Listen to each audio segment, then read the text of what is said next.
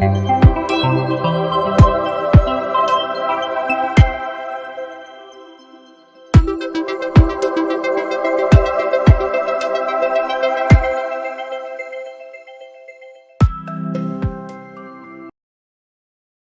ध्यान में होगा लक्ष्मण जी, पिछले शो में जब हम बैठे थे तब ये चर्चा हो रही थी और तब भी मैंने ये हाईलाइट किया था कि आप देखेंगे कि जब मार्केट का बॉटम बन चुका होगा और फिर मार्केट का बाउंस बैक आएगा तो एफआई बायर बन जाएंगे।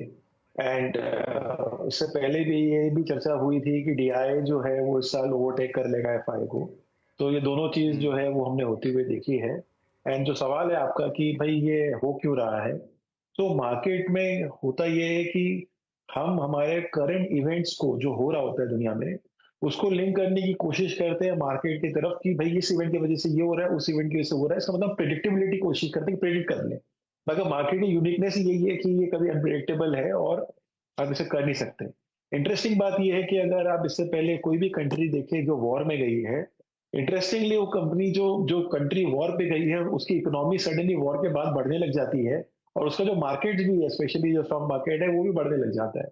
अभी लेटेस्ट एग्जाम्पल अगर हम देखें तो रशिया के केस में जब रशिया यूक्रेन के वॉर पे गया था तो सबको लगा कि भाई अब जो वॉर हो गई है तो अब रशिया एज यूजुअल जैसे पहले उसकी करेंसी टंबल होती थी वो टंबल हो जाएगी, बट ऐसा हुआ नहीं। बल्कि उस साल जो रूबल है वो दुनिया का बेस्ट करेंसी परफॉर्मर बन गया, जहाँ पे शायद उसकी appreciation, if I correctly remember, insanely 85% थी। तो you can never predict the market, but having said that, एक तो ये है कि एफआई जो है हमारे मार्केट में पिछले 12 महीने से भी ऊपर से बेच ही रहे हैं। नेट नेट सेलर इतनी बड़ी है कि हर बार वो नंबर जो है बढ़ता चला गया। सो क्योंकि एक ना कई एक तो बार कहीं ऐसा ना कहीं तो एक जगह पे कुछ चीजें थमेगी और वापस कहीं ना कोई तो रोटेट करेंगे। तो एक पार्ट तो वो आ गई जहां पे एक बार के लिए अभी वापस मार्केट पर लौट रहे हैं। और चाइना से जो प्रेम इनका अभी तक बना हुआ था लास्ट 6 महीने में वो थोड़ा कम हो गया है, इसलिए अब हमारे मार्केट में आ गए। तो पहला ट्रेंड तो ये है, क्योंकि चाइना को भी हमें देखना पड़ेगा।